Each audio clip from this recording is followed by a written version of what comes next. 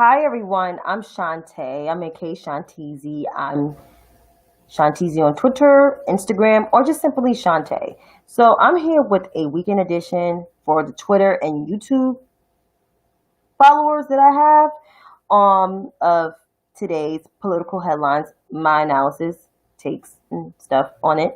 So here we are. So I'm gonna start off with the coronavirus first because that is something serious. That's why we're all home in our house. So here we are.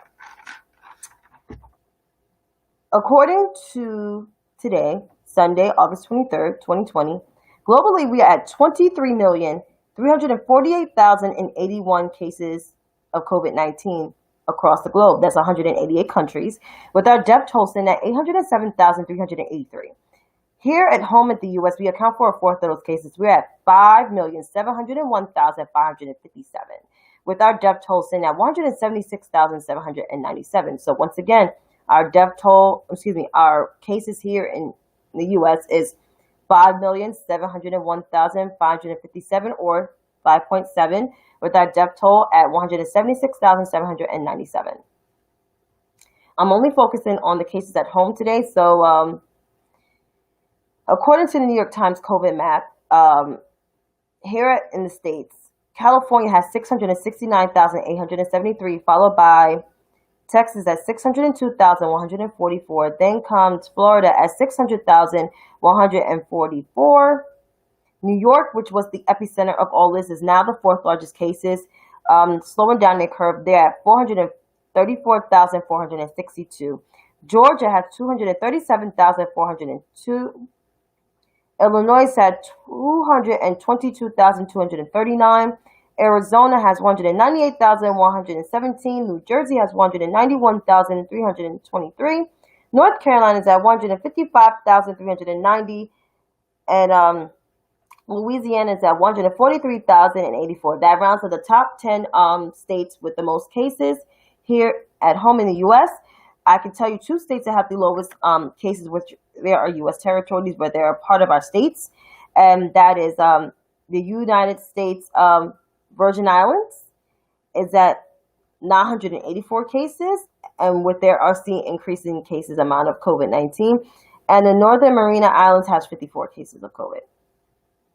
Those are the states and territories with the lowest amount of COVID-19 cases.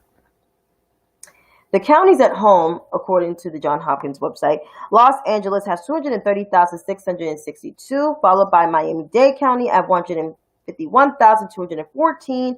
Maricopa County in Arizona has 131,685. Cook County has 120,367. Harris County has 97,745. Broward County has now surpassed Queens at 68,891, and Queens County is 68,888. Now, with the population of the U.S., according to Google, as of 2019, we have 328.2 million people versus China's 1.393 billion people,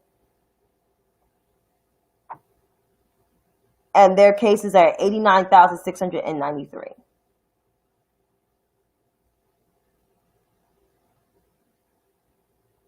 There's a big disconnect. And keep in mind, China just finished their second wave of coronavirus. And we are still in our first wave, and there are states in the South and out West, and even in the Midwest, that are seeing rising, increasing cases and death tolls of coronavirus. We have a leader in our White House that's not doing anything about this. We have a potential magnificent Democratic ticket, and you worry about their record? Really? You worry about the fact that their record is not progressive enough? Because the last time I checked, One is very far to the, almost near to the left, and the other is centrist, but has some type of a progressive record.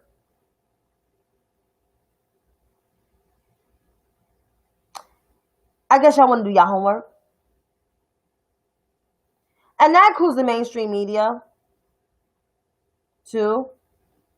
Mr. Capehart, with all due respect, you may want to do your homework. Because your little panel, the only one that's halfway exempt is Aisha Mills. Because she actually didn't care about the record. But the other two people, Mr. Wolf, I'm talking to you, and Kate, and get your last name with your BS article and out, or somebody else's article and out. I don't care if it's yours or his. Y'all really look like some dumbasses at that panel. And to Mr. Wolf, you backing Elizabeth Warren when she's not even a crazy ally. She may have the correct responses to the LGBT, because I did praise her on her response, on how she responded to a question at a CNN town hall. However, in terms of her record with LGBTQ community, that it's not even her and Kamala. She's like here, and Kamala's like right up here. Because Kamala always been an ally. There's a video of Kamala going up, I think, to a state office in California to make sure this couple, because they want to get married, to get them a license, to get them a marriage license, because she was going to officiate the wedding I think she did officiate the wedding that same day. Correct me if I'm wrong. But there's a video to prove that. I don't see no video proving Elizabeth Warren was an ally. She may have the correct response at the town hall, but when it comes to actual record receipts, Kamala has them. I'm sorry. And there's video, there's proof. You can look up and down Twitter or YouTube. There is proof. Ocular proof. With my own eyes. Sometimes I have to put on my other set of eyes, which is my glasses. So yeah. I was pissed off at that. But not to derail off the COVID topic, but all these people worrying about the record. You need to worry about and make sure you alive for the second wave, because that shit is coming. And half of y'all walking around with no mask on because you think you're immune. Check again. Try again. Gathering, hugging people, try again. That's all I'm saying. That's all I'm saying. Anyway, what's my next hashtag if I could remember? Oh, yeah. Candice Owens. She was trending this morning when I woke up, and I was like, yo, why is she trending? What did she say now? What kind of dumb shit she saying? Oh, she's not invited to the RNC, so that's what was trending. So when I Googled Candice Owens, see why, I don't know why she was not invited, then explain why, but according to Heavy.com, it's a short little excerpt, small one. She said in her article, if she did have the chance to appear, Owens said she would have crushed former President Barack Obama.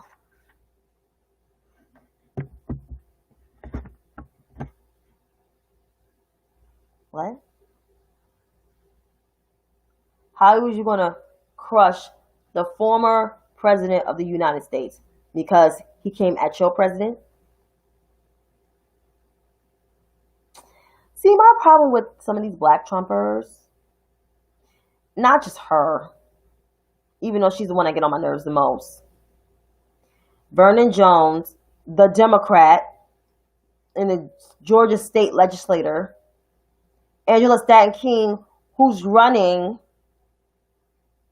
for John Lewis's seat, which I'm pretty sure, I hope she doesn't get it. Paris Denard's happy ass. The other lady with the dreads, her. Terrence K. Williams. Brandon Tatum. Them folk, I have a problem with.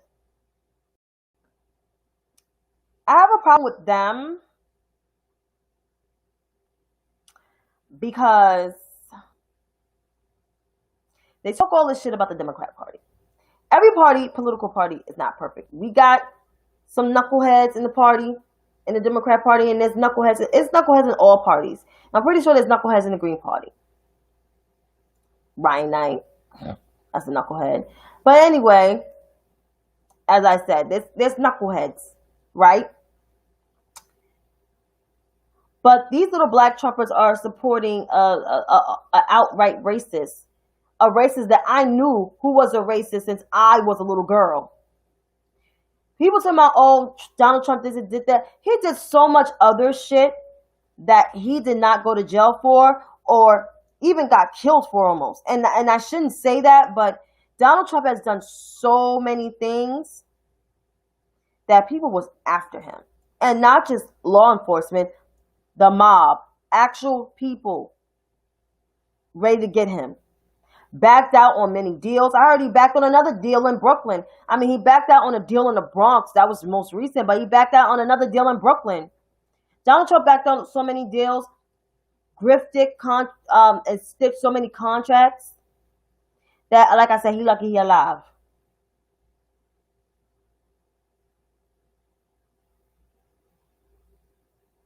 So, to all you little black Trumpers, tap dancing for a New York City sewage, sanitation, leftover stink garbage like Donald Trump. Y'all need to really think about how many necks y'all stepped on black people and y'all not even invited at a seat at the table with the old ass white men in the Republican Party. They don't want your ghetto asses. They know Donald Trump is a mess. So they don't want the ghetto with the mess in the White House. They already got to make sure that he stays on message and stay empowered to do his nasty deeds. They don't need a bunch of, excuse my French, a bunch of niggas like Candice Owens, Brandon Tatum, Terrence K. Williams, Angela Stanton King, Paris Denard. They don't need that shit. They don't.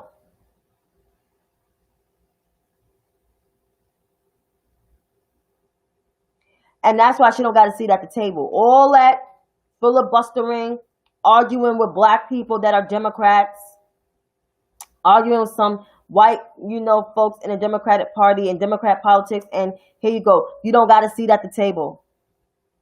Who's a loser now? That's the Martha Reed song. You're the loser now, Candice Owens.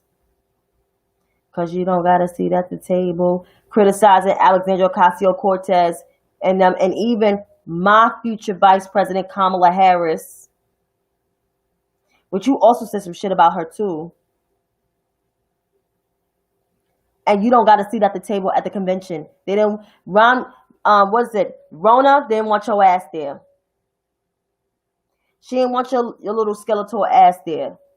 So there you go. Boom. Shit.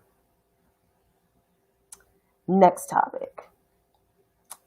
I watched the interview with Joe Biden and Kamala Harris. I actually liked it. It was a pretty decent interview.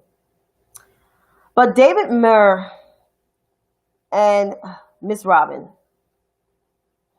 I almost forgot what her last name is.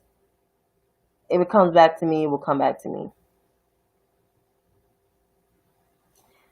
I'm going to just give y'all a word of advice. And this is to the rest of the mainstream media. If Joe Biden held a grudge from the debate back on June 27, 2019, he would not even pick Kamala Harris. And if Kamala Harris was to hold that grudge, the mutual Kamala Harris was to hold that grudge, she wouldn't endorse Joe Biden.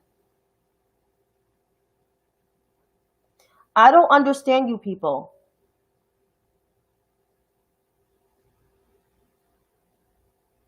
I don't understand.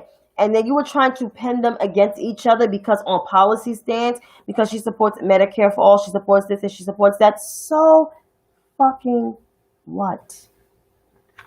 She's not there to bash the guy she's running on ticket for. They're worried about what they're going to do when they get in the White House, how they're going to tackle COVID, because they already know that Donald Trump is not going to do shit with COVID-19. They're trying to bring their plan to rebuild America. We're in ruins.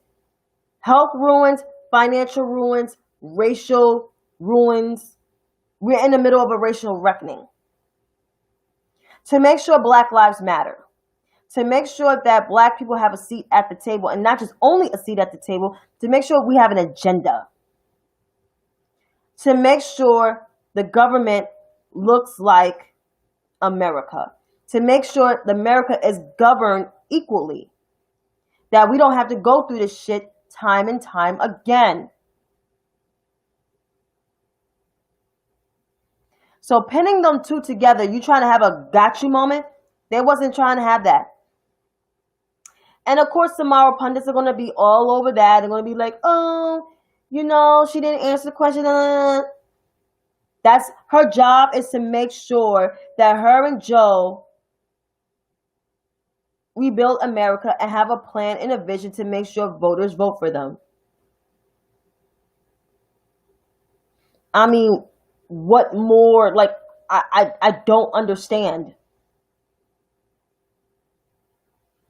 And I know TYNT or TYT, whatever they are, TYT, them young Turks, are going to have something to say, because they don't like Kamala, and of course they don't like Joe. And Cenk, I still forgot what you said about Kamala saying like she was trying to have an Obama moment. You mad? You mad or no? Because your guy didn't get picked? Or your guy rejected you and endorsed Joe Biden and has a unity task force, and then I put you on a unity task force? Which one is it?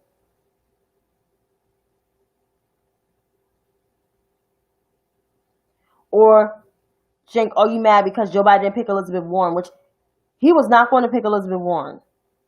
After all the stuff that she said about him saying he running in the wrong primary, you have to run that back. Nah. She wasn't a serious candidate to him. She might be in the cabinet somewhere. I don't know where she's going to fit in and get in, but yeah. But other than that, it was a pretty decent interview. They're probably going to do more interviews, and they're going to campaign from, like, how you going to campaign from home? How you going to do that? Listen, don't worry about what they're going to do. Worry about the fact is that they have to reach voters and how they're going to beat Trump's ass. That's all people should worry about. And just shut up. Just shut the fuck up. And then I didn't put this hashtag in there, but I guess Kellyanne Conway and George Conway are going to step away from the jobs. Kellyanne Conway is going to leave that White House next week, and George Conway is going to leave the Lincoln Project because they want to spend more time with their family. But their daughter just went on like a Twitter rant. Like, I think she's having a meltdown. She wants to emancipate herself from her family because of abuse since she was a child. And I think it's a whole host of things. And I can't speak on children because I don't have children of my own. But when a teenager is going through stuff like that, maybe you need to take her to counseling and see what the underlying issue is and how you can get that solved. Because for her looking for emancipation, I mean, I like I said, I can't speak like that. Maybe with some physical abuse, I don't know. But the first step, they are taking the right step of, leaving their jobs. Do I care for both of them? Absolutely not. But family is family, and I can't speak on people's children, but I hope their daughter gets the help that she needs, and I hope they, encourage their daughter and be there for their daughter more. But until then, I will see you tomorrow for my after show after I do my live Instagram show. You, like I said, you can follow me on Twitter. I am Chantay. It's A as in apple, M as in Mary, Chantay, C as in cat, H as in hat, A as in Ann, N as in Nancy, T as in tiger, EEZY on Twitter and Instagram. Or you can follow me on YouTube, simply Chantay Berry, CHANTAYBERRY, for more content. You can check out all my content right on my Twitter. I got several playlists you can look at. So if you like, subscribe, or you can like this video here. But until then, thank you so much for tuning in, and I'll see you tomorrow.